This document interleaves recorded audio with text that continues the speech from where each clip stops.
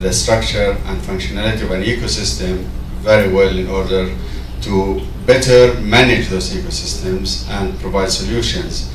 Going back to Hillary's point, we don't want to have a solution that will create a disaster, even more disaster later. So understanding these functionality of ecosystems regarding nutrient dynamics, regarding biotic and abiotic interrelations and integration with each other, that will provide probably better solutions in the future. So people working in the field, people training people, those should be dealing in a better understanding of an ecosystem in order to provide better solutions. So I think this is how probably we can provide better solutions. I remember an example you told us probably a couple of years ago or a year ago in Eastern Africa, how you turned fully degraded land into small forests by providing some solutions that are well adapted to that ecosystem and falls within the functionality of that ecosystem. Thank you. Yeah, thank you, Said. I come back to my original problem mode. I'm the UNHCR country director, and I would say that's a really great idea, Said. We need to integrate the environmental options, but that takes time.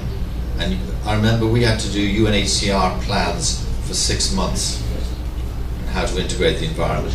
Those are part of the longer term plans, which we need to try and influence those sorts of organizations.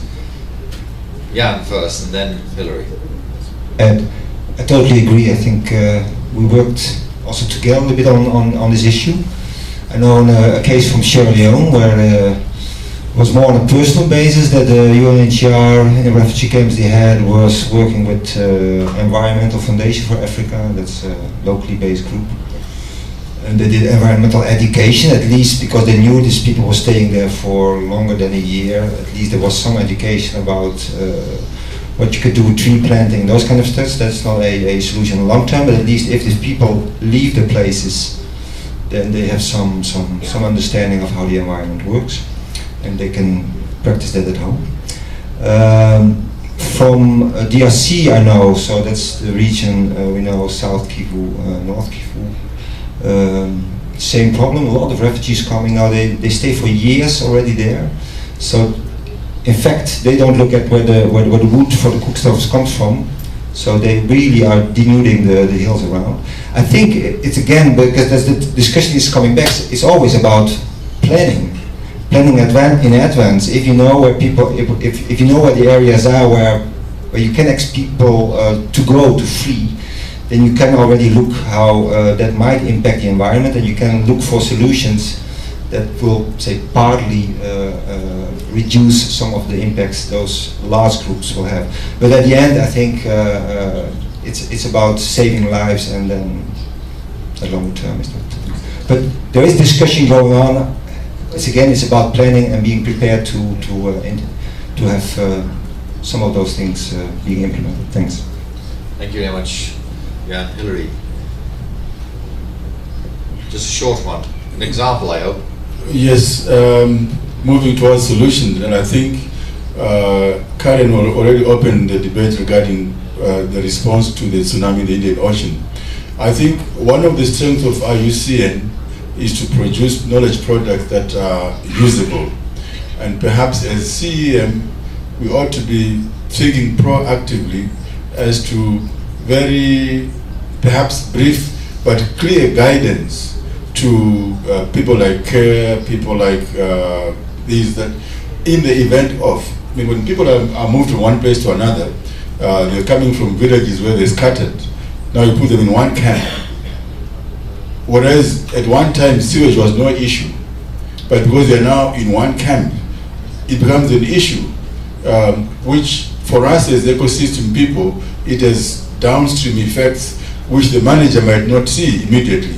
But we need to think beyond ourselves and imagine that the people that are dealing with those planners don't see cascading effects of actions, downstream in the ecosystem, So we need to provide that kind of guidance in a proactive manner, not in a reactive manner, so that at least there's a starting point, and make those guidances as much as we can anticipate situations of people moving, war situations, flood situations, and so forth, and then be available to offer guidance practically on the ground should that kind of hazard occur. I think we need to separate between a natural hazard and then the disaster which follows the hazard. Because the nature is not causing a disaster. It is the human response to a hazard that often becomes a disaster. Thank you. Thank you very much. That's some really good points, getting some small bits of guidance that we can use with these sorts of people. I'd just like to ask Matthew there, he mentioned the Ministry, you mentioned the Ministry of Environment. Did you work at all with sort of the people responsible for managing disasters? And often, if I know rightly, many of them are housed in the office of the President or the Vice President. Matthew. Alors, ça a été des situations différentes selon les pays. Dans certains pays, on n'a pas eu d'autre choix pour faire le travail d'analyse que de s'adresser à des consultants qui régulièrement interviennent en appui au gouvernement pour mettre en place les plans d'action nationaux d'environnement ou ce genre de stratégie nationale. Et puis dans d'autres pays où il y a une réflexion plus intégrative, les politiques de développement et d'aménagement, on a pu travailler directement avec la direction de l'aménagement du territoire. Et donc selon ces différentes situations, on ne s'adressait pas aux mêmes acteurs. Mais au bout du compte, notre espoir, c'est que les ministères de l'Environnement relaient ce travail vers les sphères gouvernementales qui prennent des décisions par rapport à l'aménagement du territoire. Puisque c'est, comme ça a été illustré avant, on ne peut pas traiter de la même manière un aléa, une catastrophe naturelle issue d'un tsunami ou d'un tremblement de terre, de la même manière qu'on va traiter un problème d'aménagement du territoire et d'occupation du sol. Ce sont vraiment des cas très différents. Mais ce travail d'anticipation, on doit le retrouver au niveau de l'aménagement des territoires. Et donc c'est bien vers ces acteurs-là et vers le niveau de décision supraministériel au niveau des gouvernements qu'il faut réussir à faire arriver les messages. Sorry, you want to add a quick point? Yeah. Just a quick one. Just very quickly to follow up from what Hillary said as well, IUCN, one of its main strengths is providing those knowledge products, but another one is the convening power it has. So linking the emergency responses with those affected more downstream and bringing the stakeholders together to figure out plans together.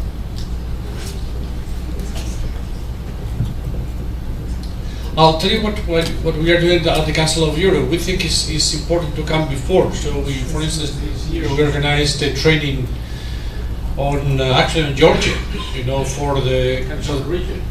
You organize it? We organize it. So you're working together, great. Well, I don't know. We took the Minister of Environment of Georgia and then told them that, the Minister of Environment, and told them that we should bring people from the other ministries responsible for disaster risk reduction, and we took also from Azerbaijan and from Armenia. So the three countries were doing there.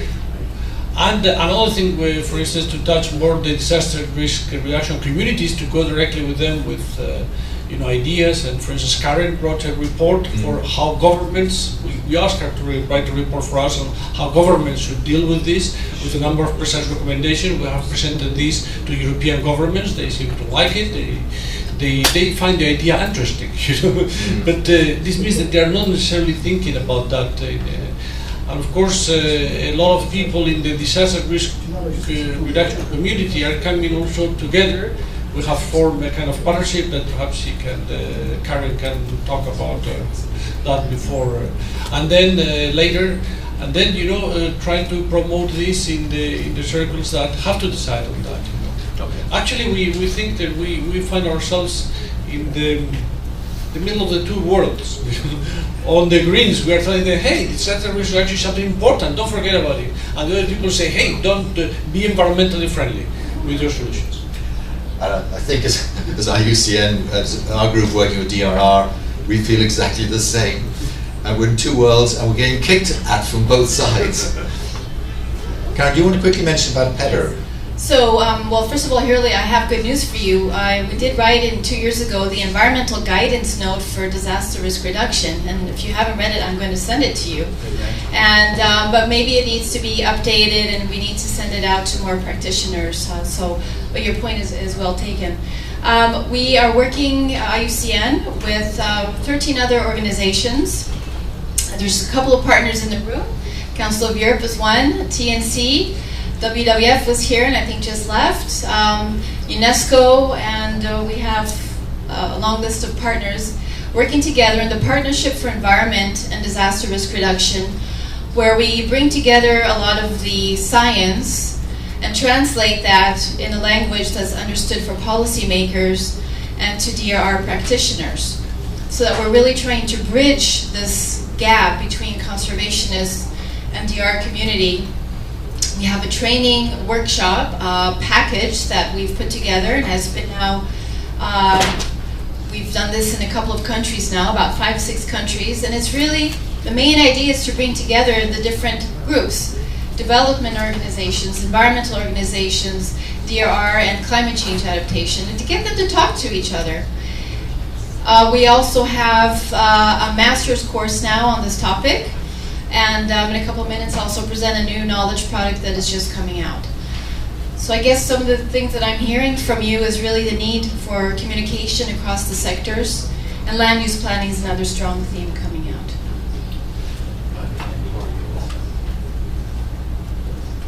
I'm just going to try and sum up very briefly. I think we've had quite a rich discussion, triggered off by some very interesting, provocative presentation, for which I thank the presenters a lot. You want to talk again, Hilary? Just a question.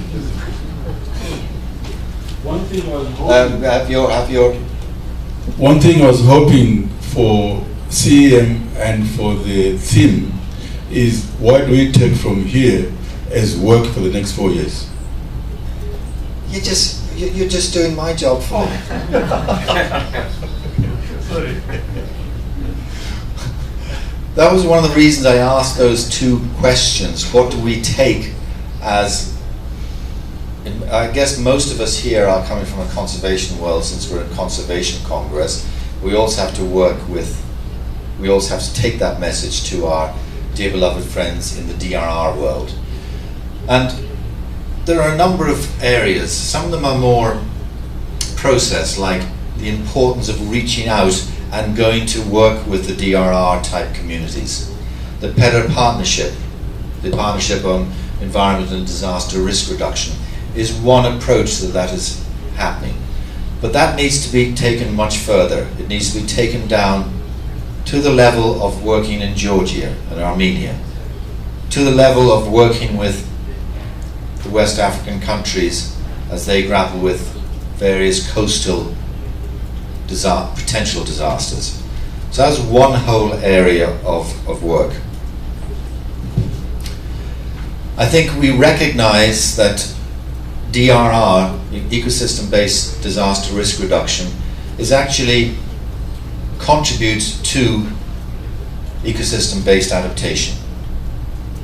And you've all seen this year there have been, and even the great United States of America has had crop failure because of drought, which is pushing up the grain prices. It's had massive fires. I'm sure Mr. Romney might say they're not associated with climate change, but I think many would beg to differ. So we now have, within our own conservation community, a real raison d'etre to engage with disaster risk reduction more strategically within our own organizations, as well as part of our daily work. Somebody pointed out, disaster risk reduction work is going to happen anyway, irrespective of what we do. We have a chance to influence them. We have many good examples, and we heard 2 or 3 now, of how environmental options for DRR can actually be used. I think the onus is on us to package those examples in a manner that our national governments and the responsible bodies for DRR can understand and start to apply themselves. And equally for our own various conservation organizations. And there are more case studies going to be coming up. I think we do, maybe as a union, maybe through the CEM working group on disaster risk reduction and the ecosystem management program, we can start to pull together some of those lessons in a reasonably simple, standardized form, so people can have them available online, so when they go and talk with various ministers, they can talk from a degree of sense. Another thing that I've heard a couple of times, economics. The gabions and the concrete walls, let's face it, they cost a few bob. They cost a lot of money, generally very expensive. I think we do need to have a better economic understanding of environmental or ecosystem-based options versus more what I call the hardware, the infrastructure options. And I think we're still a bit, the infrastructure options are fairly easy to value, amount of concrete, number of gabions, labour. The environmental options are less easy, but we need to make that case. And again, I think there's experience in this room here that can help in that,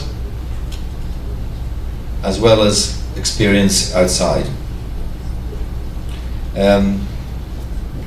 Certainly take the point, we want to reduce the effects of disasters, and if, as Hilary was saying, that our response to the disaster actually makes it worse, we have to be very much aware of that. What types of responses can we have to disasters when they happen? i.e., what do we do about large concentrations of refugees in one place, for example? And there are ways to look at that, and maybe we can highlight some of that. I think to the DRR community, we really need to emphasize some of the role of multiple benefits.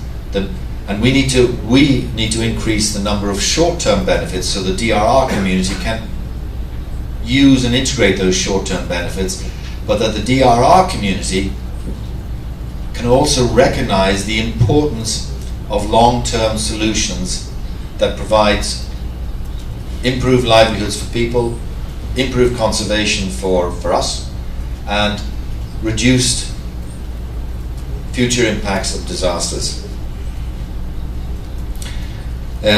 It's clear there's a wide range of planning that can be done and supported. From the local level, as we've seen along the West African coastal states, to very much more institutional planning. What do we do when a disaster happens? Dakar just highlighted, Matthew just highlighted the issue of Dakar. Where do we relocate people when the flood hits? Do we put them in highly sensitive natural areas, which just reinforces Hilary's comments? We have another disaster later on. Yep, I think I'll leave it at that. I know I'm going to ask Karen shortly to come in and launch a book and present and close the session, and she may have a few other comments. But I think we've had a very rich discussion. What we're going to try and do is to summarize it and hopefully make it available somewhere online. I do want to make one last little plug. We do have a Commission on Ecosystem Management has a whole series of journeys that we've convened, one of which is on disaster risk reduction. And assuming you're all mad keen on reducing the impacts of future disasters, it might be worth your while just taking a look. It's online, and I only have one copy with me, but there are lots of them around the place. On the table. Oh, and they're on the table? Yeah, they're on the table over there. So do take one, it'll give you an idea of which events you can go to. And with that little bit of publicity plug, I'll ask Karen to launch her documents, and then she will close, fill in any gaps that I have, and then we can go and have something to eat. Could I ask for the last presentation to be put up? I just want to remind, so you can pick up the brochure of the journey. There is an event also that's held by another one of our partners of TNC at 2:30. The title of your event is Mainstreaming Environment and Disaster Risk Reduction and Climate Change. It will be held in room 401 this afternoon. So I don't really have any other points to what you mentioned, Ed. I think we've got a lot of material here for looking at CM's future work. And knowledge products are obviously one important part of what we do. It's also reaching out to practitioners. But I'm very happy to close the session with just a joint product from the Partnership for Environment and Disaster Risk Reduction. Their website is easy to find. It's just www.pedrr.net. And we have information there on our workshop, on some of the case studies that we find are very important in helping you when you go and try to work with